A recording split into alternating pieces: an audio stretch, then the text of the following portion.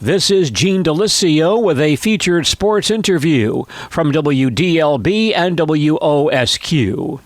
The McKinley High School football team of 1927 was one of Marshfield's first great football teams. That Golden Tigers football team finished the season 7-0-1, won the Wisconsin Valley Conference Championship, and beat the powerful Wausau team in Wausau that season. That team was coached by Carl Clandrud, and the center on that team was James Vedder. Mr. Clandrud he had great confidence in his material that year, and he was the guiding light. If we hadn't had Clandrud, I'm sure we would not have beaten Wausau later on, or Stevens Point either, or tied them. Now, what was it about Mr. Clandrud that made this team so successful? Well, he had the boys all working together. They all were respected his wishes to keep training rules, and there wasn't any. Usually, a team would break rule one time during the season, or maybe 2 or 3 times. But he inspired the whole team to work together as a unit. So he deserved more credit for the championship than I think than any of the gang he had playing with him. What was Mr. Clandrud like? What kind of a man was he? He was a very even-tempered individual. He was of Scandinavian heritage. Clandrud, I think, is a Norwegian name. And he was tall. He was over 6 feet, and he was very calm, and he never, even at the Stevens Point game when they looked like we were going down the drain in that 6-6 tie, he wasn't jumping up and down like some of the assistant coaches were getting quite upset. He went right ahead and assumed things were going to work out, and they did. And he had an assistant that year, Mr. Bitzer. What was he like? He was a very volatile individual. He was full of vim and vinegar, as they used to say in those days. And but he was very fair, and the boys. He worked with the line. He tried to get them to make the initial charge and get off their haunches, and not sit back and have somebody push them around. But he was well thought of, but he didn't have the stature of Clandrud. And we were very unhappy when he decided to go back to River Falls later on. Mm-hmm. I understand Mr. Bitzer was the kind of guy, he was your line coach, I believe. Yes. He was not adverse to going down there and showing you how it was done a few times. Oh, yeah, he used to get down in the mud and after a rain, and he would, and they'd have their workouts on the line. And Bitzer deserves a lot of credit for getting these linemen to get in there and to get off their dead ends when they had to move. Now, what kind of training did you guys have to go through in preparation for the season back then? I don't think it was anything special. Just don't go out and drink any beer or booze. We still had prohibition in those days, and it was available. There was what kind of I'm sure you met a couple of times before the season began. What were your workout sessions like? They were mostly just 2 men against one trying to get through the line, but there were nothing real complicated. They had one of those donkeys they had to push, artificial ones, and Bitzer, the woodworking man, he worked up one for his linemen, and he'd have usually one man against one, sometimes one against 2, and they were charging from their positions. Let's talk a bit about the season. Then I know the first 3 ball games you don't recall too much about, and you didn't play in those ball games anyway. But do you recall? I played a few minutes and all. Do you recall anything about those first 3 contests? What kind of a start it was for the McKinley team? It was very unusual because they had done better. The Clandrud was there the year before, and they had done a little better that year than usual. And in fact, that year before, my brother Charles Vedder was he was one of the backfield men on that first Clandrud team in 20 26. And was there a feeling around town that Carl Clandred was a guy who knew what he was doing and would turn around the football program? I don't think anybody realized it was going to happen the way it did. I know I wasn't aware that such a thing could possibly happen in Marshfield. So when you guys won your first 3 ball games, people were kind of surprised about that? They were watching closer after that. What kind of a feeling was there around Marshfield about football back then? Was there a feeling that Marshfield was not very good usually and just didn't win a whole lot? Yes, I think that there wasn't any special loyal following. If they wanted to see a game, they had to go to the fairgrounds and or the other town. And they had very poor playing conditions. What was the fairgrounds like to play on? What kind of field was that? It was a cow pasture. And it was not an even one. It sloped up towards the south, and you had to go uphill to go south. If you were going north on the football field, you were going downhill. So the quarterback, the captain of the team, usually picks for the downhill one for the first one to get the advantage if you won the toss. And where do the people watch these games from? They had ropes along the sidelines, and they stood on. There were no grandstand seats or bleachers. They just followed the team.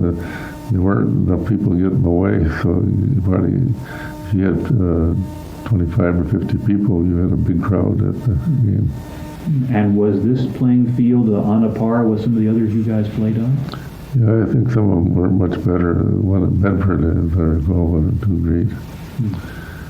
And I don't know if we played at Neilsville or not, but we did in later years. Their field wasn't that fancy either.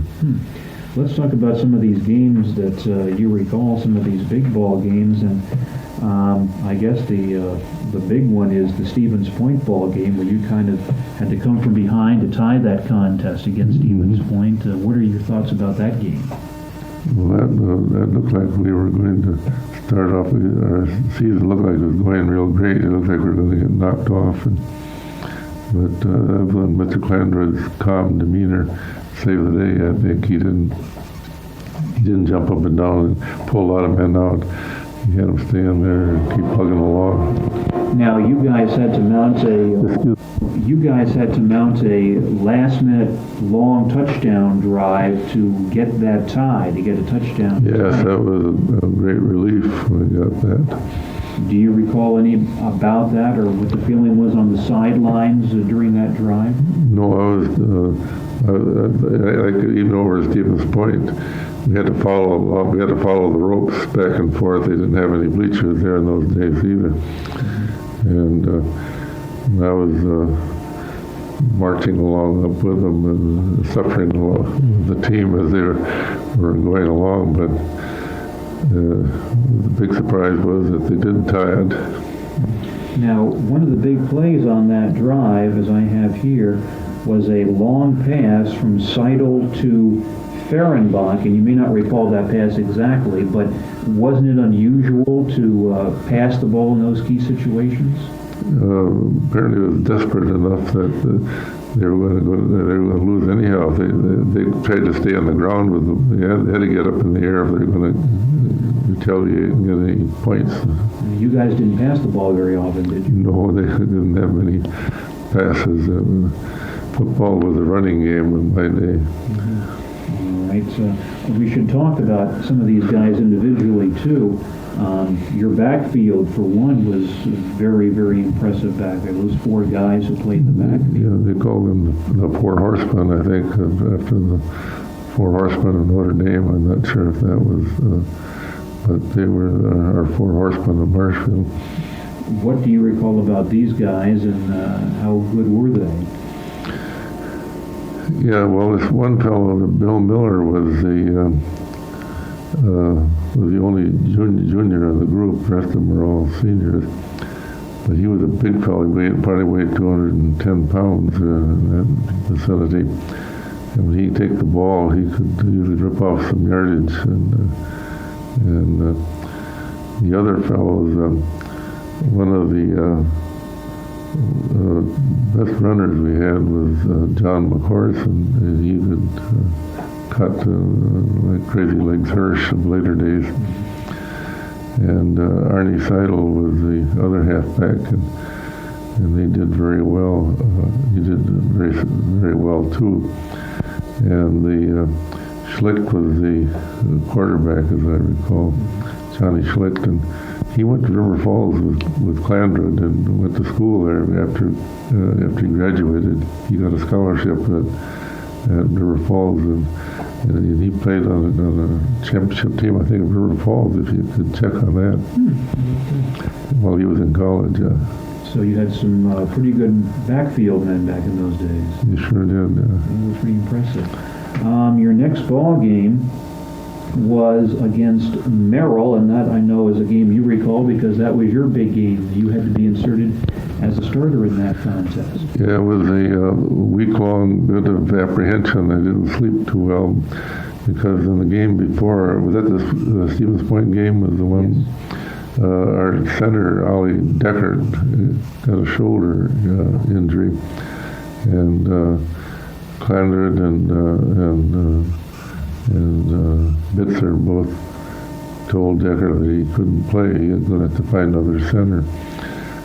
So when Clandred told me Bitzer spent the whole week working on me blocking after I passed the ball from center, and to get moving as a backfield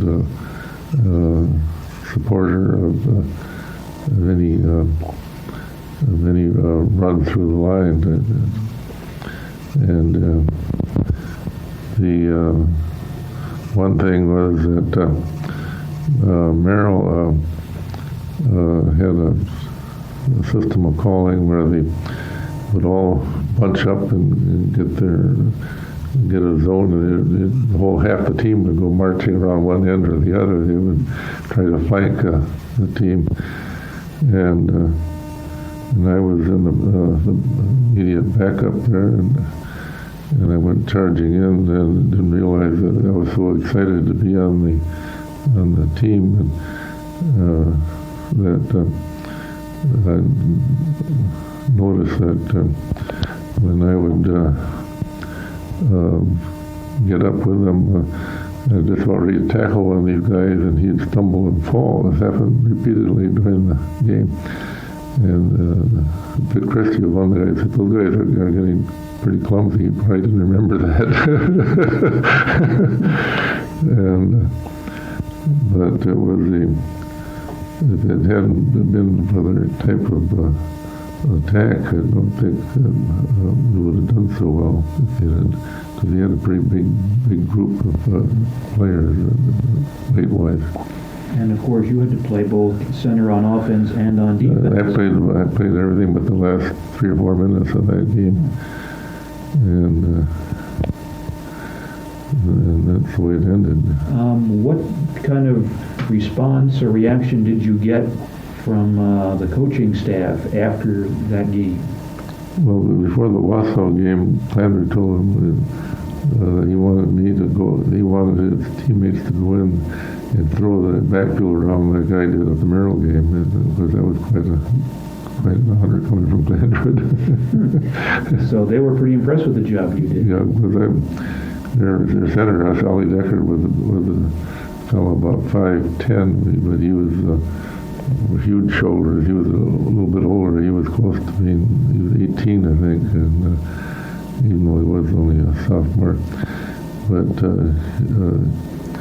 and I was a skinny little 135-pound guy. It didn't expect me to last very long, but they didn't have anybody else for the position. That worked out very well, fortunately. Do you recall, I know these guys were not your age, but do you recall any of the other linemen and what kind of ball players they were? Well, Ray Hellickson was one of them. I should mention his name. And he was a tackle, and he was in those days he played both ends, offense and defense. There was no nonsense about the rules were such you couldn't be sending in only once and a half. I think in those days you could substitute. Otherwise he was out for the rest of the half if they pulled them out to change. And a couple of the ends are... And the ends were Christie and Vic Christie and Fehrenbach and Schertz Norrington, they called him, Dick Norrington. He was a senior, and these other two fellows were, well, Fehrenbach was a senior too, but Christie was a sophomore. Not same as I was. Were they pretty good ball players also? Oh yes, they did very well. Now I noticed that before the ball game against Merrill, there was something that the newspaper calls a monster pep rally the night before, and apparently there were a couple of these during the season. Do you recall anything about them and what they were about? No, Tanner told us not to go to those rallies, but to go home, get some sleep, get a good night's sleep. So you didn't remember too much about it? No, I don't remember anything about pep rallies or pep rallies pretty much. You do, I know, recall the next ball game, the game against Wausau, which was a big victory for the Marshfield team. What can you tell us about that? It was surprising because Wausau figured they had an easy time at Stevens Point. Almost knocked them off if they could take anything in the valley. They were the potential champs. They've been champs year after year. And the surprising thing was, as the game went on, at first they drove down to within the 10-yard line, but then they fizzled out and they had to punt. And they didn't punt, but they tried a field goal and didn't get it. And then they started another drive up the field, and they got a little bit desperate in the second half. They started taking to the air, and some of our backfield people intercepted them and threw the game off even further. And by the last few minutes of the game, the score was 20-0. And Tanner even put me in for a few minutes, which I never expected to play in a Wausau game at all. I guess you guys beat them up pretty handily, though, didn't you? Oh yes, they were crying, like sobbing, and they needed the crying towels brought out, as they say. That game was scoreless at halftime. It was 0-0, and I guess you guys were kind of surprised it was still scoreless. Yeah, we were, and I remember we didn't have any place to go in the locker room. We went over to one end of the field under some trees, and they said, "These guys, Mitch are both keep going. These guys are beat." And I don't know how they figured it out, but they aren't hitting hard at all when they're just lobbing in there. And you guys get in there and give it all your best work, and you're going to beat them. And sure enough, that's what happened. Well, you guys got a couple of touchdowns, and were leading by 2 touchdowns. And then John McCorson intercepted a pass and ran 90 yards for a touchdown. Do you recall that? Vaguely comes back now as you mentioned it, yes. And I think McCorson probably was the... Seidel and he were about equal. They were pretty shifty, though. Like they were Crazy Legs Hirsch that could tackles that they slide off their tacklers and keep on going. They could change direction and whatnot, like a good backfield runner can do. Well, Vic Christie told me that McCorson injured himself running the interception back. He was running so fast he got a Charlie horse and couldn't play the rest of the game. And all the players mobbed him in the end zone. Must have been quite a scene. Yeah. What was the feeling around Marshfield after that game once you had beaten the big, powerful... Well, there was a great euphoria at the high school here, and down on Main Street we saw some of the businessmen. They couldn't believe it either, that we had really done it. So you guys just about had the championship. Well, see, Wausau had an area, they made it 3 high schools out of it, Schofield and Wausau East and West. That time it was just one school, Wausau West, Wausau East, and they had the student body to field a lot of big beef on the field. In fact, most of the players weighed over 170, 180 pounds. Well, did you guys kind of feel you had the championship wrapped up at that point after beating Wausau? We weren't kind of smart. He kept us on the edge by telling us that got to avoid overconfidence. And Nakusa had a pretty good record. They were for a small. He pointed out that Nakusa was a school comparable size that Wausau was. We were the Wausau, and they were the Nakusa was the small town high school like Marshfield. And that if we didn't keep our daubers up, we were going to be in trouble with him. So you had to beat Nakusa to win the championship. Yeah, if we'd lost to Nakusa, we would have Stevens Point hadn't lost anything more. I don't think because we had the tie game. Wausau would have been the champion if right. If that was an important thing, because if you let Nakusa knock us off, we wouldn't be champions. Do you recall anything about the game with Nakusa at all, and what led to that? Yeah, Nakusa came out charging, and they made quite a few good runs, and looked like we might have trouble with them, but after, I don't remember the details too much, but we soon got far enough ahead that it became redundant. I notice here that there were 2,000 people at that game, so I guess you got some fans to come out and watch you. Oh, yes, we had trouble trying to find places on the sidelines to watch. They were running back and forth up and down the hill there. They played at Marshfield, as I recall, that game. In fact, you had something like 4,000 or 5,000, they said, at Wausau for that game. That must have been quite a turnout. Yeah, they had bleachers for us to sit on, for the fans. What was your thoughts, the players' thoughts, as they looked up and saw about 5,000 people sitting there watching them? Well, they were quite impressed that they never expected to see that big a crowd turn out. Now, against Nakusa, it said in the paper that you guys had to play through a raw north wind, rain, snow, and ankle-deep mud. Oh, yeah, there was snow piled up on the edges, and that drainage was not very good on the playing field, and when you get over a certain area, you slosh through mud, and it's like the paper said. It was not an exaggeration. So you beat Nakusa, and you win the conference championship, and how did you guys feel at that point? I don't think we had celebrated all the next Monday at school. We didn't have classes. We got sent home early, and it was quite a celebration. Were you guys big heroes around town after that? For a while. It wore us off after a bit.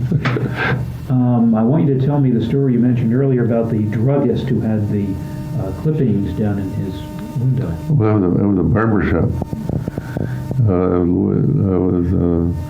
Louis Stoiber. He was on the city council for years, and he followed the teams, and he had a big glass tray on the place where his cash register was. And underneath his glass, he had the football champions listed, and then he had them all written in by their names, so he couldn't miss who they were. And that must have been made you very proud. That was there after World War II was over. He still had it on up there. But he was very proud of the team, and they did have some more champions, but 30, I guess it was 32, and then 34. 30 and 32. 30 and 32. I do want to ask you also about some post-season stuff. There was apparently a pep rally somewhere in which your brother was present as one of the guests of honors, and I understand, I believe this is your father, Dr. Vedder? Could be Harry Vedder, probably my father. Dr. James Vedder was one of the speakers. Do you recall that? That was my father. Do you recall him speaking at this rally in the football team's honor? No, but I remember my brother Charles. He was playing on the football team at Lawrence College in Appleton, and they called on him to say a few words, and which he did. So you guys became very big heroes, and it must have been quite a thrill for you to win that championship. But then Mr. Clandra had left and Mr. Murphy came in, and what was it like to play for Mr. Murphy? He was, we just didn't have the same material, and no matter what had happened, he couldn't have, he was building for the future. He knew he couldn't win the championship back-to-back. His 4 horsemen had graduated, and the only one we had left, Bill Miller, was still with us yet the next year after that. So he did plan for the future, and it paid off. He got champions, 2 more. What kind of a man was Mr. Murphy? He was a very even-tempered Irishman, and he was well liked by the players. And for a while, he missed having Clandra, and he got tired of hearing about it. He told us that we can't keep looking back over our shoulder. We're going to get out and make a new name for ourselves. And he did. It sounded like in many respects that he and Mr. Clandra were a lot alike. Considerably, I would say. What did Christie have to say? He said he was very fond of both of them. And yes, that's my. In fact, he said he was the first person who met Mr. Murphy when he came to town. Murphy came to town during the fair, and he went out to see the town, see the fair, and the first guy he ran into was Vic Christie, and it was Mr. Christie who introduced him to all the players who were out there. So he remembered that. Well, any final thoughts you have, Dr. Vedder, on that great season you guys had, that championship year 60 years ago? No, except that it was a much bigger deal at that time, and as years go by, it doesn't seem quite as important. But it was fun. It was fun at the time, and it still is fun to think about it after all those years involved. One final question. Do you recall anything about, you perhaps yourself would not recall anything about, but was there any mention in the town about the 1917 team, which had won championships 10 years before? No, did you get hold of Clark Abbott? Did you? No, I haven't called him yet. But he's the guy that can tell you something about it. I'm sure he wouldn't forget. But I had an uncle down at southern part of the state in Edgerton, Wisconsin, and he grew up north of here, and he played on the Colby football team. Colby is a little town of 13. You've been through there. Their claim to fame was they beat Marshfield in 1906, and they did. The score was 12-0 or something like that. Dr. James Vedder, who played center on the McKinley High School football team of 1927. Dr. Vedder later served as a surgeon with the U.S. Marines at Iwo Jima, made 2 trips aboard the hospital ship SS Hope, worked at a mission in northern India, and as a pediatrician in the Marshall Islands. Dr. Vedder passed away in 1995 at the age of 83. This is Gene DeLisio for WDLB and WOSQ Sports.